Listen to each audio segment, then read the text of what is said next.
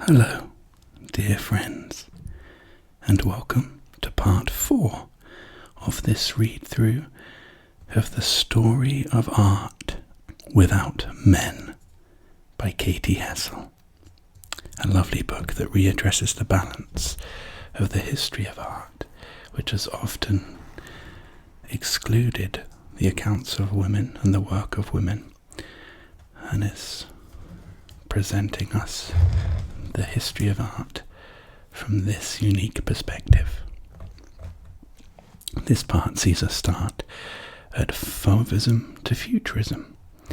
In the first decades of the 20th century in Europe marked a time of revolutionary artistic change. There were stylistic shifts initiated by the Impressionists and Post-Impressionists, and artists sought to break from the past and hold up a mirror to the world around them. There's a rise in technology such as the telephone, telegraph, motorboats, trains, cars. The physical landscape was changing, where we had skyscrapers and monuments, new vistas due to air travel. The inner emotive worlds and the rawness of everyday life further intensified by the horrors of the First World War. Responding to changes in all areas of their lives, artists questioned traditions, rejected long-held perspectives and narratives, and did away with the hierarchies between art forms, and employed new palettes for the purpose of expressivity.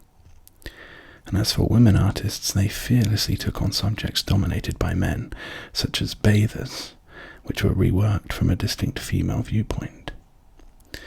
And of course, the availability of new source objects and materials completely changed these departures from tradition. So we had non-Western art objects, we had West African tribal masks, oceanic art. They were instrumental influences for modern artists and their new aesthetic, which favoured pictorial flatness, angular lines, expressive intensity.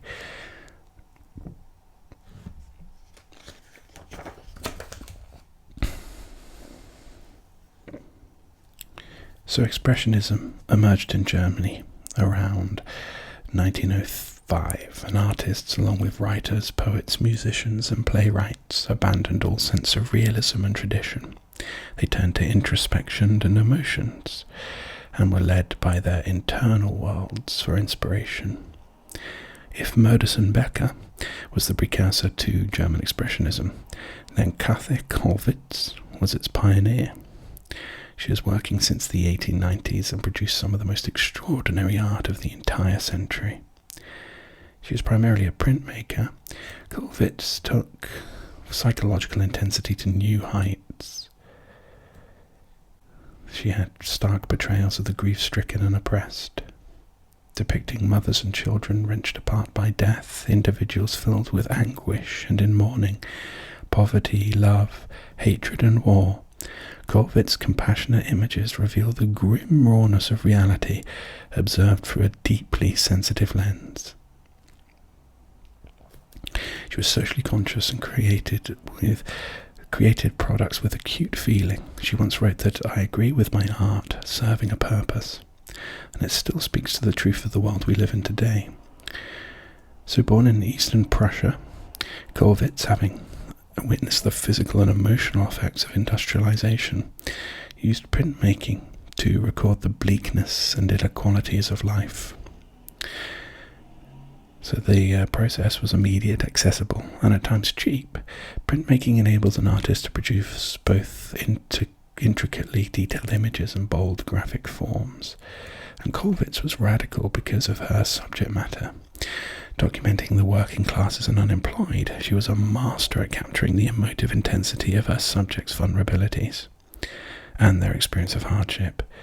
And this is most brutally portrayed in Need, 1893-7, a lithograph of dark, cramped room featuring what appears to be a mother in despair. I mean, yeah, you can really see that, can't you? The cramped space, feeling as though all the possessions or broken possessions are closing in. There's a child here looking very sick. Is that a figure at the window? Could that be death knocking at the door? She's watched intently by others, grasping her head in her hands while looking over at a sleeping baby, her agony almost palpable. And a few years later, Kollwitz made what is to the author one of the most jarring and perhaps shocking images in the history of art. The etching, Woman with Dead Child, 1903. Oh wow. So bring this a little closer. You can really feel a primordial anguish and pain for the unimaginable.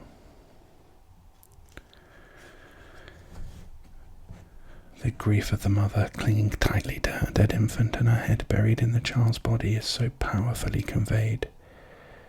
Her emotions are so strong, so raw, so intense that you can almost hear her cries and feel her tears sink into the skeletal sculptural corpse. So responding to the, in her words, unspeakably difficult years of the First World War, which was between, of course, 1918 and 1923, she worked on Krieg, war. I know, so that wasn't, I just got confused there. Those, of course, aren't the years of the war. The war ended in 1918, so between 1918 and 1923 she worked on Krieg, which means war, which was a autobiographical experience. She lost her youngest son in battle, 1914. Employing a woodblock technique, she adapted her classical style to produce opaque and exaggerating forms. The Widow, too, depicts a mother catching her last breaths of life, her child executed with barely a few lines flung across her dying body.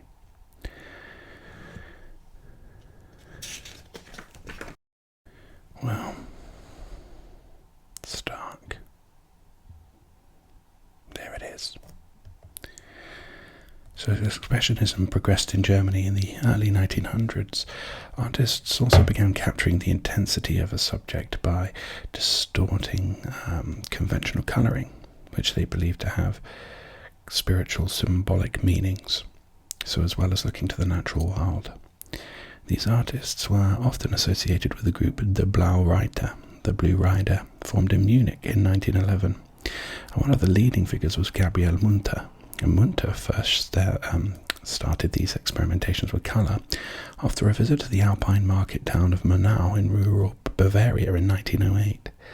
Inspired by her surroundings, her painting suddenly shifted from subdued landscapes to hallucinogenic realms, and diffused into simplified fragments of gleaming colours. Munter's mountainous landscapes and hilltop villages are imbued with the power of her emotions and spiritual intuitions. Often produced in just one sitting, her kaleidoscopic images evoke a world composed of fiery abstract forms and reveal the speed and spontaneity with which she made them. She used the same colouring technique in her figurative work, namely the 1909 portrait of her fellow German expressionist artist and friend Marianne von Werfgen, whose dress, shawl and flamboyant hat are made up of bright pinks and greens, and applied with a palette knife to produce rough textures. The colours of her prismatic and fluorescent palette vividly bring to life the vivacious character of her subject. Very bold, beautiful bold colours and real lovely definition. Back in Paris, artists were also using intense colours, breaking down naturalistic forms and incorporating stylized depictions of the figure. So as with the artists we encountered in a previous part who took charge of their image, this era also saw women embracing the new woman. So the perfect embodiment of this new style was Suzanne Valadon. Nothing about her was conventional. She created taboo-breaking paintings, portraying herself nude, sometimes beside her younger lover, as seen in Adam and Eve. Valadon became enormously successful in her lifetime. Her pioneering style encompassed post-impressionism with the wildness of Fauvism, and used a distinct language that chimed with the avant-garde, vibrant colours, rich textural patterns bound together by thick outlines. Her subjects, too, exude a fierce independence. Her route into art was unlike any other female artist of the time. She was born out of wedlock and raised in the bohemian heart of Montmartre in Paris. Lovely area. Valadon began her career as a circus performer, but her acrobatic dreams were cut short after an accident at the age of 15.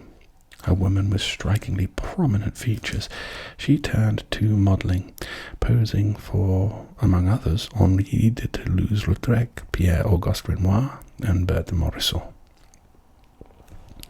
Here is The Blue Room of 1923.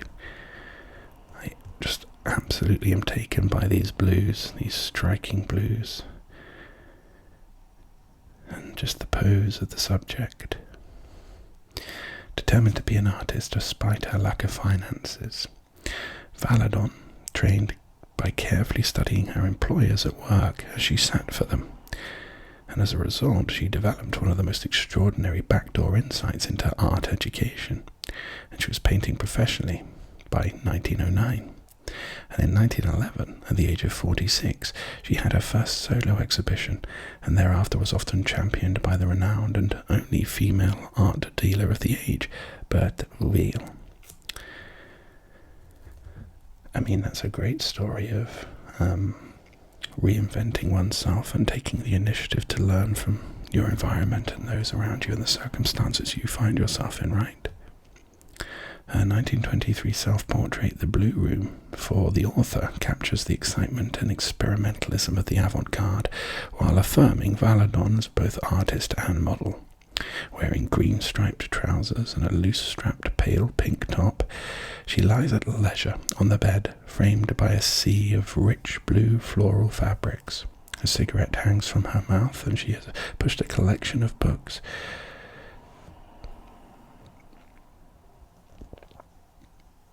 Over here. Exuding self-assurance and confidence in her intellect, Valadon is in control of her brush, her image, and her life, epitomizing the modern Parisian woman who could do whatever she wanted, whenever she pleased. And Valadon's self-taught contemporary, Jacqueline Marval, also indulged in sensual scenes that fused the intensity of expressionism and the saturated colours of Fauvism. Born Marie-Joséphine Vallée, she arrived in Paris in 1895, aged 29, having sought her life as a wife for the pursuit of art. Settling in Montparnasse, Marval immediately got to work. At times she was so short of money that she used her bed sheets as canvases. So initially rejected from the 1900's Salon des Indépendants, in 1901 she submitted her work under the name of Jacqueline Marval, combining the first three letters of Marie and Vallée, and exhibited a dozen paintings, and one of these was her commanding Gite Odalisque, which references the composition of Ingres's famous Grand Odalisque, wherein his figure is inviting and made primarily for a sexualized male gaze. Hers is assertive, as though she is reclaiming his. But Marval's break came in 1903,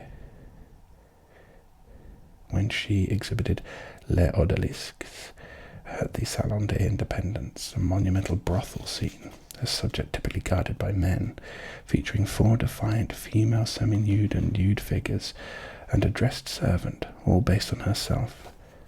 The esteemed writer Guillaume Apollinaire described it as an important work for modern painting. Her prized painting, it was shown in 1916 alongside her friend Picasso's, strikingly similar in composition, Les Demoiselles d'Avignon,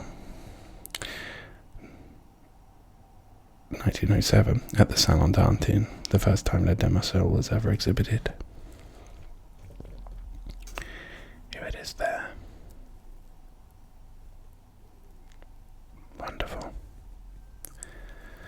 time went on, Marvel's style loosened, with subjects ranging from sprawling bouquets to women bathing in dappled sunlit scenes.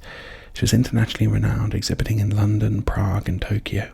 Also took part in 1913's groundbreaking Armory show in New York City, the first exhibition to propel European modernism to the other side of the Atlantic, and in 1919 exhibited at the Metropolitan Museum of Art.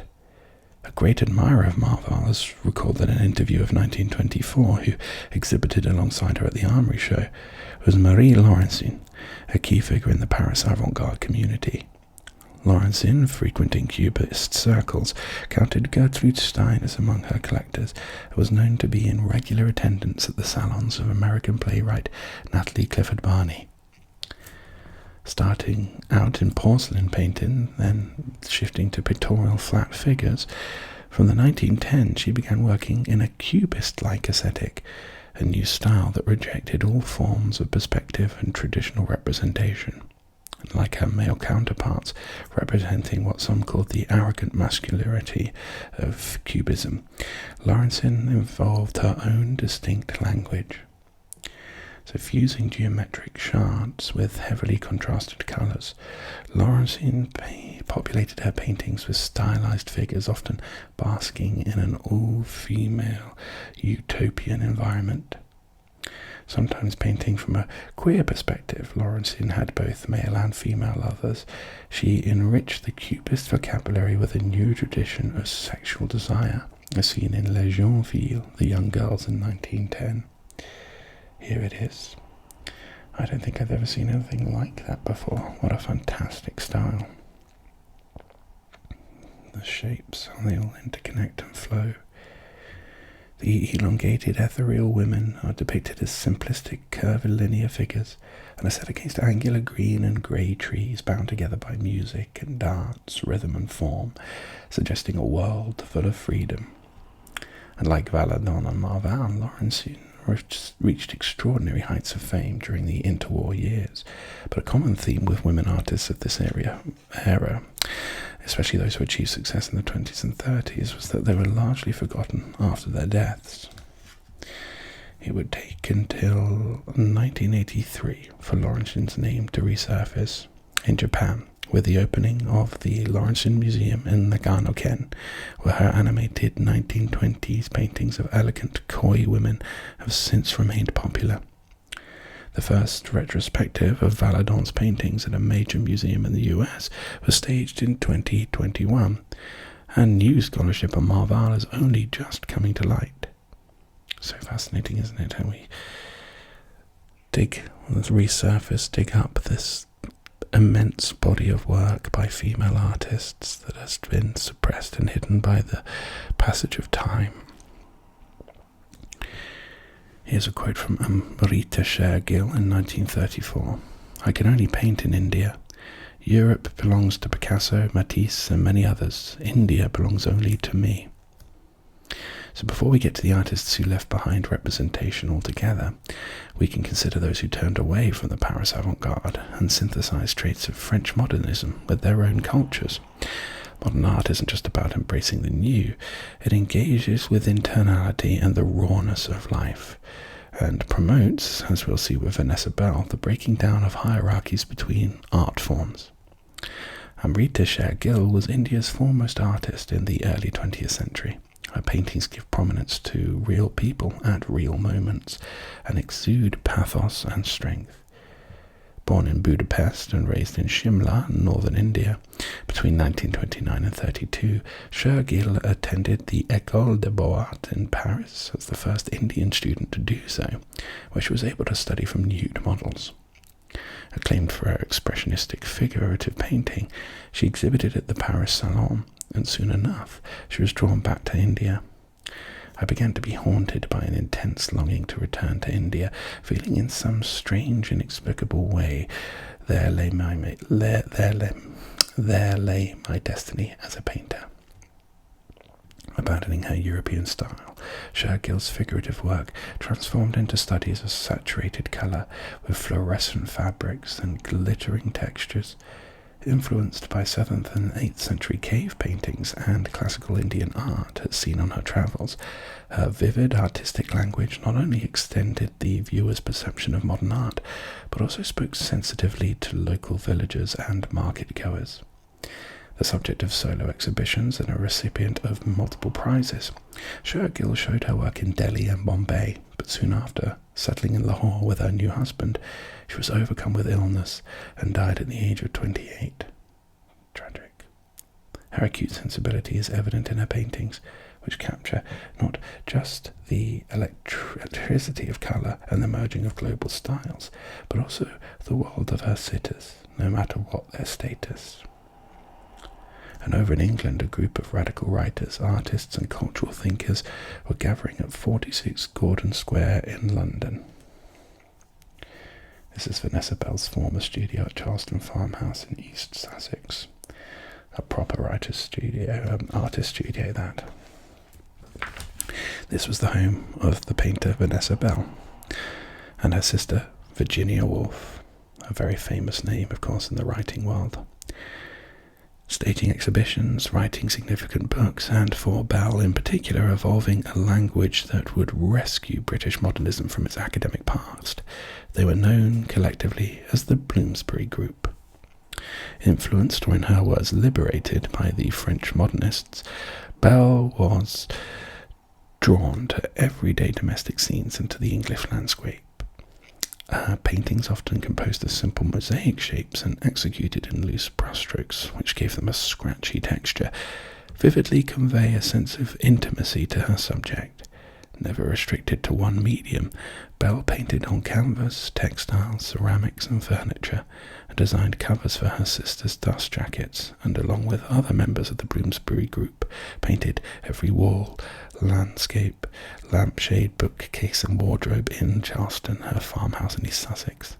Perhaps the group's greatest Gesamtkunstwerk, the famous women dinner service of 1932-4, was a collaboration with Duncan Grant.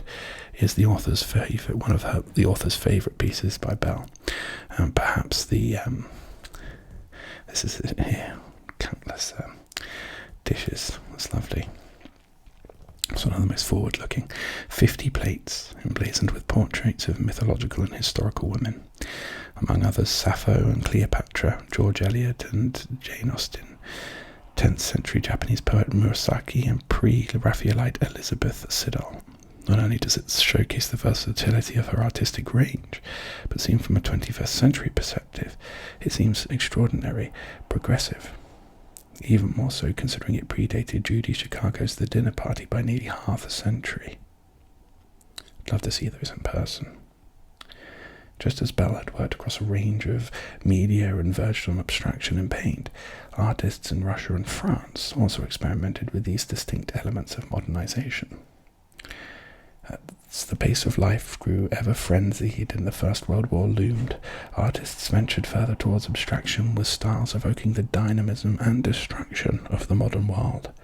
In 1911, the Ukrainian-born St. Petersburg-raised artist Sonia Delaunay, now living in Paris, pioneered a new strand of cubism known as Orphism. She was inspired by, in her words, wonderful, look at that Orphism there, fantastic kaleidoscopic image. The Cubist conceptions involved in the process of piecing together a blanket for her newborn son. Free of narrative, perspective and representation, the kaleidoscopic and interlocking swirls of Orphism reflect the pace and vibrancy of modern life. You can almost sense the bright electric lights adorning sprawling boulevards with the cars careening through. Borrowing its name from Orpheus, Greek god of music and poetry, the style presented colours as visual harmonies, like musical notes chiming in concentric forms. And taking it further into the modern realm, Delaunay translated her designs to fabrics, interiors, ceramics, and even cars. And in Russia, Natalia Goncharova was becoming the most successful artist of the era, having been in 1913 the first avant-garde artist of any gender to achieve a major exhibition at a Moscow museum, showing over 800 works.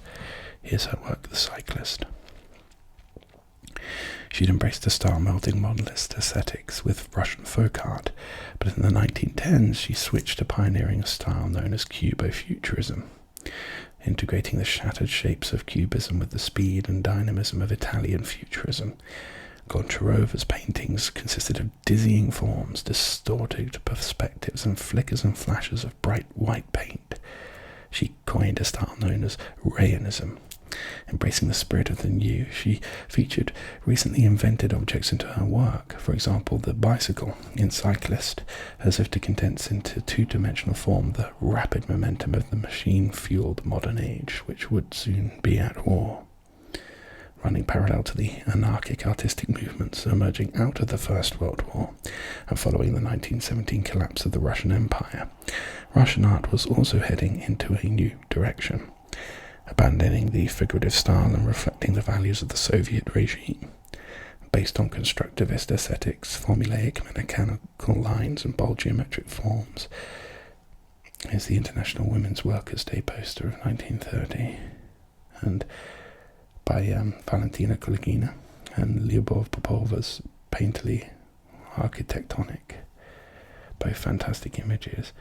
It is a shame that we don't get many purely artistic posters, public posters, from genuine artists these days.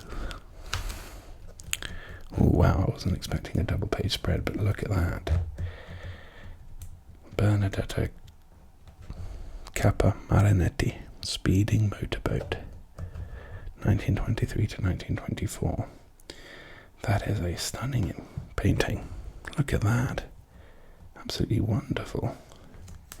How it uses the triangular form to ripple the sunlight.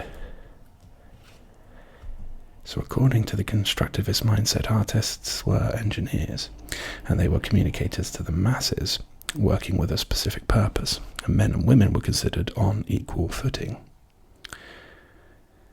for the first time in Western art history.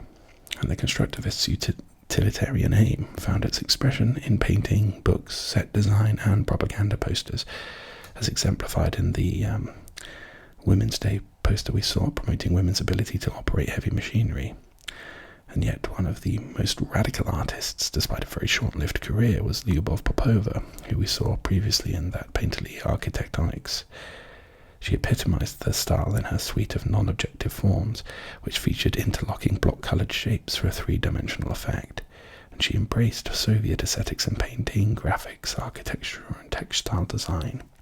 But her art never stopped being an exploration of the possibilities of line and movement, as seen in that painterly architectonic. And movement was also central to Futurism, a style born out of the rapid pace of industrialism. And although Italian Futurism emerged at the start of the century, with its expeditiously dynamic forms and glorification of war, during the 20s, the style, inspired by technological advances and the new perspectives offered by plane travel, expanded to become Aerofuturism, which was Aeropittura in Italian. And a significant contributor was Benedetta Kappa Marinetti, the only woman among 8 men who penned her name to the Aeropittura Manifesto that stated the changing perspectives of flight constitute an absolutely new reality that has nothing in common with the reality traditionally constituted by a terrestrial perspective.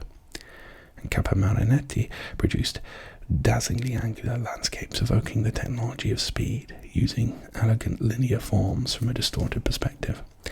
One of her most successful paintings, the author finds, is Speeding Motorboat, a glistening seascape broken up by ripples of blue and yellow diamonds, emanating from the trail of a tiny motorboat gliding into the distance.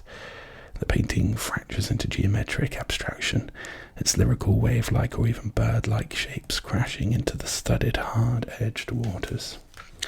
I think it deserves one more look. Absolutely stunning. I absolutely love that. Wouldn't mind a copy of that on the wall. So I think that is a prudent point to put a pin in our exploration of this wonderful book today. So we will leave it at there, and I very much look forward to having you join me next time. But until then, goodbye.